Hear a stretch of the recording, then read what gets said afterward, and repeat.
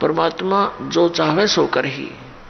पुण्यात्माओं, अभी तक हम खासकर इस कलयुग के इस थोड़े से दौर में भगवान के अध्यात्म मार्ग से कोसों दूर हो चुके हैं। यदि कोई भगवान की लीला सुनाता है, हमें अटपटी सी लगती है, हम उसको स्वीकार करने को तैयार नहीं होते। हमारे स्वीकार ना करने से भगवान की महिमा या वो लीलाएं झूठी नहीं हो सकती। जैसे जब हम छोटे छोटे थे उस समय क्या देखा करते थे, ऐसे तगड़े तगड़े बूढ़े बुजुर्ग, और उनके विषय में बताया करते थे ये 5 मन 40 किलो का 1 मन होता है, यानी 200 किलोग्राम वजन को सिर पे रखकर, और लकड़ी की सीढ़ियां, खड़ी सीढ़ियां होती थी, खड़ी लकड़ की, एक तो पौड़ी होती है ऐसे, जो वो खड़ी पौड़ी होती थी, और छत पर मिट्टी डालते होते थे, कच्ची मिट्टी छत देते थे नए मकान में। कहते हैं ये 200 किलो वजन को, उसके बड़े बड़े टोकरे होते थे, झाले बोला करते उनको, उसको भरकर इसके सिर पर रख देते थे इनके, और ये ऊपर चढ़ के और वहां डाल आते थे। अब ये बात और 100 साल के बाद अगर कोई कहेगा ना, उसने मूर्ख बताया करेंगे, हम आंखों देख रखे।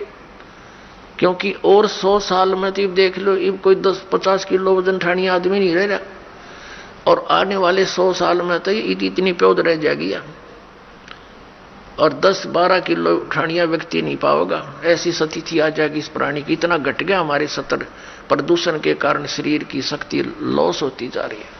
और इससे और पीछे जाए तो और तगड़े तगड़े व्यक्ति थे, भीमर की कथा हम सुने तो कोना सिर गले उतरती, और वो साची थी सारी। ये तो ही एक बल के आधार से, एक आध्यात्मिक बल अलग होता है। अगस्त ऋषि जी ने 7 समुद्रों को एक ही घूंट में ऐसे चुलू उठाई थी और ऐसे पी लिया था, खाली हो गया था ये बिल्कुल। इसमें ये मगरमच्छ तड़पते दिखाई दे थे, और फिर प्रार्थना की गई, हे ऋषि जी ये तो सब बुरा हाल हो जाएगा, यहाँ का बैलेंस बिगड़ जाएगा, आप भी नहीं रहोगे क्योंकि पृथ्वी पर वर्षा का अभाव हो जाएगा, सब प्राणी मर जाएंगे। तो फिर उसने कहते उल्टा ही कुरला कर दिया, ये पूरे भर गए। तो ये कोई बड़ी बात नहीं है, और आप इस पे भी नहीं विश्वास कर पाओगे तो अध्यात्म मार्ग में नहीं चल सकते। इन कलियुगी ऋषि, नकली गुरुओं ने, महर्षियों ने जो हमें भगवान की इन कथाओं से दूर कर दिया कि ये झूठी है, ऐसा नहीं हो सकता, द्रौपदी की साड़ी नहीं बढ़ सकती, ये इस तरह की बकवाद गढ़ दी, जबकि ये सारी सच्चाई है। परमात्मा जो चाहे वैसा कर दे, उसके एक वचन में सारे ब्रह्मांड उत्पन्न हो गए, तो वो क्या नहीं कर सकता। तो अध्यात्म मार्ग में पुण्यात्माओं अविश्वास नहीं चलता, और पहले हमारे पूर्वजों को अविश्वास नहीं था, और उस अविश्वास का और ब्लाइंड फेथ था उनका भगवान में और उन गुरुओं में, तो उन्होंने दुरुपयोग किया नकली ऋषि, महर्षि, गुरुओं ने, ये वर्तमान के कलयुग क्या ने, कि उनके ब्लाइंड फेथ को, कि जो गुरुजी बोल रहे हैं वो सारी साची होती हैं, हमने ब्लाइंड फेथ किया, और जो मार्ग उन्होंने बता दिया हमने ये सोचकर ग्रहण किया कि ये हमारे सदग्रंथों से ही पढ़कर सुनकर वहीं से इन्होंने ज्ञान दिया। तो इन्होंने सब मिसगाइड कर दिया, वो सब दंत कथा सुना दी, और भक्ति विधि शास्त्र अनुकूल ना रहने से हमें प्रभु परमात्मा से मिलने वाली सहायता बंद होगी। तो अब हम ये सोचते हैं कि ऐसा कभी हो ही नहीं रहा, हम सब कुछ कर रहे हैं। अब आप इस मार्ग पर लगोगे, जो दास आपको मंत्र देगा, आप सत भक्ति करोगे सच्ची नियत, फिर देखना आपके के क्यों होगा, फिर आपको विश्वास होने लग जाएगा कि परमात्मा सब कुछ कर सकता है। आपको देखो जैसी आपकी श्रद्धा और भक्ति बढ़ती चली जाएगी, उतना ही मालिक आपके निकट आओगा, और परमात्मा की पावर से तो कुछ भी हो सकता है। अब जैसे एक जैक होता है, जैक इतना को सब सारा लोहे का जुगाड़ सा, जिसने उसके फंक्शन का ना पता हो, और कोई ये कहे कि ये जैक 250-300 क्विंटल यानी 3-4 टन के ट्रक को इंक्लूडिंग उसके वजन, उसके वेट के, और वो इतना ऊंचा ठा दे 1 फुट, तो कैसे जच्चा किसी व्यक्ति का जच्चा, या जिसने उसका फंक्शन का ना पता हो, और उसने लगा के देखो 2-4 पे घुमा दे, इतना ऊंचा ठा दे, सारे के सारे ने चाहे बजरी का भरा हो सारा वो ट्रक, और ऊपर ठा दे वो। तो ऐसे परमात्मा की वो वर्ड पावर है, यानी उसकी शब्द शक्ति है। वो सारे ब्रह्मांडों को उठा के छोड़ दिया और उस शब्द शक्ति से चल रहे हैं, घूम रहे हैं, अपनी अपनी क्रिया कर रहे हैं। वो जैक है परमात्मा का, ये समझो। तो इस मार्ग में आप जी को अब पुनः ब्लाइंड फेथ करना पड़ेगा, लेकिन ब्लाइंड फेथ करने से पहले आपने इस मार्ग को जैसे दूध का जला हुआ फूंक मारता है लस्सी को, ऐसे ग्रहण करना। आंखें बंद करके ग्रहण नहीं करना, लेकिन इसको ग्रहण करके फिर आंखें बंद कर लेना। कहने का भाव यह है कि फिर अग्रम अग्रम ना करना, यू नाम लेने पीछे। इस दीक्षा लेने से पहले आप खूब ट्राई करो और खूब परीक्षण करो, सब जो दास बताता उसका प्रमाण देखो, और फिर आंखें बंद करके उपदेश ले लो, और फिर आंखें ही बंद रखना, यानी ब्लाइंड फेथ करना, पूर्ण विश्वास करना दास के एक एक शब्द पर। फिर आपकी भक्ति चलेगी। अब तो आप आते हो दूध के जले हुए, और फिर यहां फूंक मारते हो लस्सी को भी, कोई बात नहीं, कुछ दिन के अंदर आपको अपने आप डिफरेंशिएट का पता लग जाएगा। और खूब ट्राई करो पहले, फिर बाद में अगन बगन करोगे तो भगवान का लाभ मिलना बंद हो जाएगा। दीक्षा लेने के बाद यदि आप दास के वचनों में अविश्वास करते हो, आपका नाम नहीं रहेगा। कह कबीर सुनो भी साधो, मैं तो हूं विश्वास में। अब उस परम पिता परमेश्वर परम पूज्य कबीर जी, जो एक जुलाहा जाति में, एक झोपड़ी में रहने वाला, एक धोती लंगोटी में रहने वाला, और उसको भगवान मानना बालकों का खेल है, लेकिन वो परमात्मा है और थे और रहेंगे, क्योंकि हम समझ नहीं सके। अब उसको कोई परमात्मा मान सकता है? जब दास ने प्रारंभ में कहना शुरू किया तो लोग मजाक किया करते थे कि देख यो भी दानक हो गया। अरे भले हुए कृत्य, हम तो लेट हो गए, दानक कौन में, हमने तो पहले होना चाहिए था जब पता लग जाता था। कहने का भाव ये था कि दानक का अर्थ है कबीर पंथी। उस कबीर पंथ परमात्मा परमेश्वर के द्वारा दिए हुए वे ऑफ वर्शिप पे, उस रास्ते पर चलने वाले तो हमने पहले बन जाना चाहिए था। हमारे दादे परदादों ने बन जाना चाहिए था। वह भूत बने फिरे नकली संतों और पंथों, इन गुरुओं के शास्त्र विरुद्ध ज्ञान को सुन सुनकर अरीब उनके श्राद्ध निकलवावे, वह भूत बने फिरे आप खावें, क्योंकि तुम्हारे पिताजी स्वर्ग में दुखी हो रहे हैं। अरे स्वर्ग की तो हो गया जहां दुखी हो रहे हैं, लोग ना नरक में डलवा दिए उल्टी साधना करवा के, और फिर आप पेट भरे और श्राद्ध के तुम्हारे पिताजी खावें। वाह भाई वाह। तो कहने का भाव ये पुण्यात्माओं, शास्त्र विरुद्ध साधना करने से हम बहुत हानि उठा चुके हैं। उस दानक जुलाहे कबीर जी को और भगवान मानना, ये भी एक 8वां जुबा के 10वां जुबा समझ लियो, लेकिन वो भगवान है ही।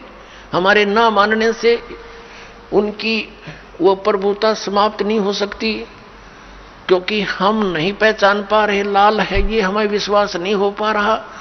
तो ये हमारी बाल बुद्धि का ही परिणाम है।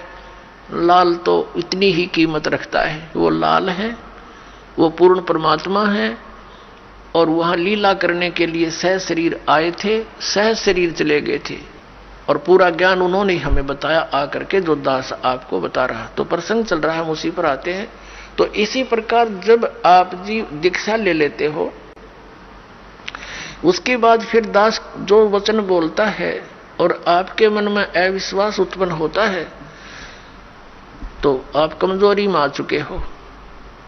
क्योंकि आप कितने दिनों से भक्ति कर रहे होगे, जब से जन्म हुआ। पवित्र हिंदू धर्म में तो शायद कोई ही व्यक्ति ऐसा होगा द नास्तिक जो भगवान नहीं कहता हो या उसको नहीं मानता हो। वैसे तो मुसलमान धर्म में भी भगवान अल्लाह वो सभी मानते हैं, ईसाई धर्म में भी मानते हैं, हिंदू धर्म में भी मानते हैं।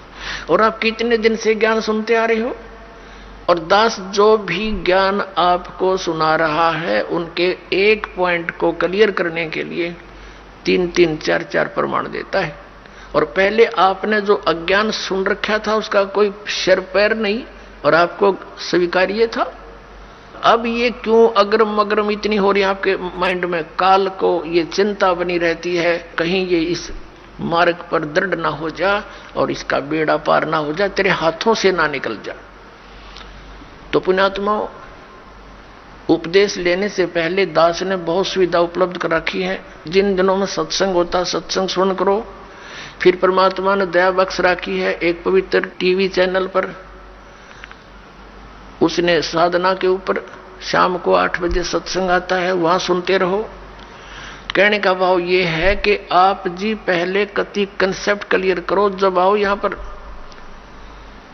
और नाम लेकर फिर जो सही दृढ़ होकर आते हैं उनको कुछ चंद ही दिनों में परमात्मा के वो चमत्कार शुरू हो जाएंगे। क्योंकि कनेक्शन ले लिया बिजली का, कनेक्शन लेते ही आपके पंखे चलेंगे, सब कुछ ठीक चलेगा। यदि कनेक्शन लूज हो गया, ना पंखा चलेगा ना कोई और सुविधा उस पावर से होगी। जो पावर सत्र का काम है तो पावर से ही होगा। तो इस प्रकार आपका अगर कनेक्शन लूज रह गया, यानी आपका नाम खंडित हो गया, तो मालिक की पावर आपके घर पर या आपकी बॉडी में काम नहीं करेगी। इसके लिए परमात्मा ने बताया है कि अनंत कोटि बाजी जहां अमन रचे सकल ब्रह्मांड ही, कहे कबीर मैं क्या करूं ये काल करे जीव खंड। कि मैं इतना समर्थ हूं। परमेश्वर कबीर जी कहते हैं अनंत कोट बाजी जहां मन रचे सकल ब्रह्मांड। और कबीर साहब कहते हैं, आदरणीय गरीबदास साहिब जी को कबीर साहब ने ये ज्ञान दिया था, ये वाणी गरीबदास साहिब जी की है कि कबीर साहब ये कहते हैं, गरीबदास जी उसका समर्थन कर रहे हैं कि कबीर साहब ये कहते हैं कि मैं क्या करूं, युग काल मेरे से जीवों को खंड कर लेता है, इनके नाम खंड करवा के फिर मेरी पावर वहां काम कर नहीं सकती, ये ऐसा कर देता है। तो आप इसे सावधान हो। दीक्षा लेने में देरी हो जावे कोई दिक्कत नहीं, लेकिन लेने के बाद फिर ये समझ लेना हमें भगवान मिल गया। और फिर गुरु जी को परमात्मा के तुल्य मानना पड़ेगा, तब आपकी प्रॉब्लम सोल्व होएगी। भले ही पुण्यात्मा गुरु भगवान नहीं है, ये दास क्योंकि मालिक आए थे वो तो भगवान थे ही, वो भी गुरु थे, हमने उनको भी भगवान नहीं माना। लेकिन इस दास को आपने भगवान मानकर ट्रीट करना पड़ेगा, तब आपको सफलता मिलेगी। जैसे गणित के अंदर एक प्रश्न आता है ब्याज का, ऋण का। उस ऋण के अंदर क्या होता है कि हमने मूल धन खोजना होता है, बच्चों ने मूल धन प्राप्त करना होता है, वो प्रश्न ऐसा होता है। तो उसके अंदर मानना पड़ता है, मान लीजिए मूल धन 100 रुपये, वो मूल धन 100 रुपये होता नहीं, वो तो करोड़ों की संख्या में होता है। लेकिन वो करोड़ों की संख्या की राशि वाला मूलधन हमें तभी उपलब्ध होगा जब हम 100 रुपये को मूलधन मान लेंगे। अब समझदार को संकेत बतेरा, भले ही ये दास भगवान नहीं है, लेकिन उस मूल धन को पाने के लिए, यानी मूल मालिक को पाने के लिए आपने गुरु जी को एज ए गॉड ट्रीट करना पड़ेगा। यूं समझ ले कि मेरे सामने आज वो परमात्मा आ जाते हैं। इस दास के स्थान पर परमात्मा स्वयं भी आए थे। आज से 600 वर्ष पहले 120 वर्ष तक हमारे डले खाकर चले गए, हमारी गालियां खाकर चले गए, जूते खाकर चले गए। क्योंकि जिस बाप का बेटा शराब पी रहा हो और पिता जाकर उसको कहता महफिल में बेटा आजा तू ना नाश करे, तो वो झगड़ा कर देता पिता के साथ, हाथापाई भी कर देता है, एक तरह मेरी बेइज्जती कर दी, क्योंकि होश में है नहीं, नशे में है। तो हमने यहाँ काल के इस झूठे रंग की भांग पी रखी है। कबीर ये माया अटपटी सब गट आण अड़ी, और किस किस न समझाऊं या कुआ भांग पड़ी। तो यहाँ हम सभी एक का कुएं का भांग पिए फिर रहे। वो परमात्मा आता है, हम उसके भी जूते मारते हैं, उसको बुरा कहते हैं, नकलियों का स्वीकार करें बैठे हैं जो आसपास भी नहीं भगवान कहिए। अब करने का दास का तात्पर्य है कि इस दास के स्थान पर ये सोच लो परमात्मा बैठे हैं, और फिर हम कैसे व्यवहार करेंगे उस भगवान से। जिसके लिए हम तड़प रहे हैं। ऋषियों ने शरीर गाल दिए भगवान पाने के लिए, यदि वो मिल जाए तो हम उसका कैसे व्यवहार करेंगे। तो ये आपने रिहर्सल करनी पड़ेगी। इस दास को डला समझ लो, एक पत्थर समझ लो बोलता हुआ, लेकिन यहां नू सोच लो हम भगवान से मिलने जा रहे हैं। तो जैसा व्यवहार आप यहां करोगे ऐसा ही स्वप्न में आपका बनेगा। मृत्यु के बाद आपको ऐसा होगा जैसे स्वप्न, और वहां भगवान दास के रूप में पहले आपकी परीक्षा लेगा, बाद में ऊपर सिलेक्ट करेगा, ले जाएगा सतलोक। तो वहां जैसी भावना, जैसा अच्छा या बुरे विचार आपके इस दास के प्रति होंगे, आपके मस्तिष्क पर लिखे आएंगे वहां पर, क्योंकि वहां कोई रोड ना चल रहा है, या तो हम 100 बात छुपा ले, आपके मस्तिष्क पर लिखे आएंगे। रिजेक्टेड और सिलेक्टेड कहने की जरूरत को नहीं, बस वहां तो न्यू करना भगवान ने, फिर रह जाओगे वहीं से। फिर ठीक है, आपने जो भक्ति की है, पहले तो यदि गुरुजी के प्रति आपकी आस्था एज ए गॉड नहीं है तो भक्ति आपकी बने को नहीं, भक्ति चलेगी ही नहीं। आप सब साधना करते भी दिखोगे, फिर नो कि हमें कोई लाभ नहीं हो रहा, तो आपके अंदर भक्ति अंकुर वो फूटा ही नहीं। तो पुण्यात्माओं, कहने का भाव यह है कि जैसे आपको दास बताना चाहता है कि उपदेश लेने के बाद फिर आपने इस दास को परमात्मा के तुल्य समझना पड़ेगा। ये दास परमात्मा नहीं है, ये तो उसका कुत्ता है, आपको जगाने के लिए भेज रखा है। आप धनी हो भक्ति के, आप सोए पड़े हो, आपका जीवन नष्ट हो रहा है, चोरी हो रही है, धन लुट रहा है आपके श्वास रूपी पूंजी का, ये दास जगा रहा है डंडोरा पीट पीट के, आवाज लगा लगा कर। लेकिन आपके लिए परमात्मा का विधान है, गुरु गोविंद कर जानियो और रहियो शब्द समाए, मिले तो दंडवत बंदगी नहीं पल पल ध्यान लगावे। कि गुरु को भगवान मानकर चलना और रहियो शब्द समाए। शब्द समाए रखना मतलब जो उसने मंत्र दिया है वो सत मंत्र सतनाम यानी सत भक्ति, उसमें लीन रहना, गुरु जी को भगवान मानना और जो उपदेश मंत्र दिया है उसमें समाये रहना, उसकी भक्ति पर ज्यादा ध्यान रखना।